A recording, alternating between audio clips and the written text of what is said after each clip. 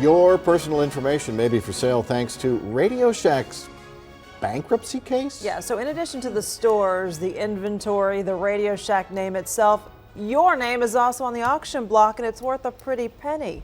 Consumer reporter Steve Noviello is here and says that selling that kind of data really is sparking some lawsuits of its own, right? Yeah, there's a little bit of good news here. So in that recently concluded auction, that personally identifiable information, or PII, was not included. However, Radioshack maintains that it is still for sale and they will likely sell it in the future. Now, here is the problem with that.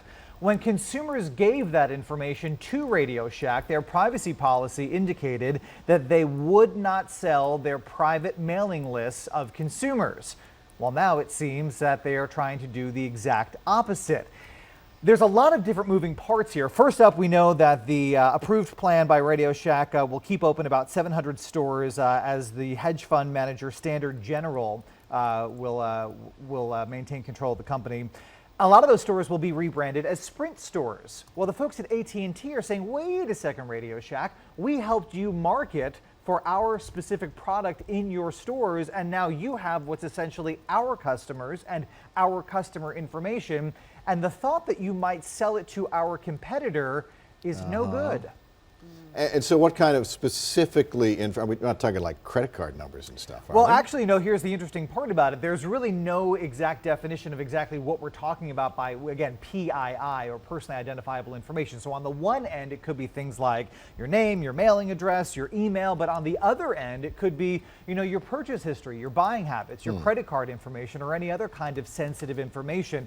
All of that kind of data incredibly valuable to a company, especially one that's trying to come back from the brink of extinction and looking for a captive purchasing audience. So, of course, what better place to start than with folks who have made purchases in the past? Okay, so what can you do to make sure this doesn't happen? In the past, I would say always check a company's privacy policy before you give any sort of personal information. But again, the problem here is that this could possibly set a new precedent as to how enforceable those privacy policies actually are when a company is trying to sell off their assets. So I really think it's time to examine what's the benefit of giving this kind of information. Sometimes they'll say, well, to register your warranty and make sure that we have you in your system in case you need any sort of service for your product. We need certain information.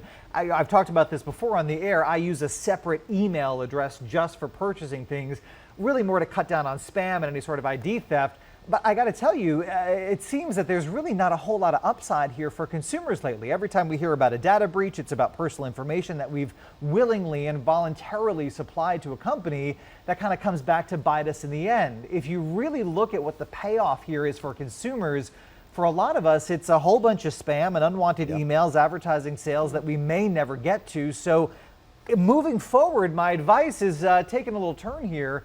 And I would say that when the next time a store clerk asks you for additional personal information about this, about you for a sale, your answer should be no. Yeah, that's true. Actually, whenever at Radio Shack they would say, "Let me get your phone number," and I always gave them Noviello's phone number. It's unlisted, my friend. Unlisted.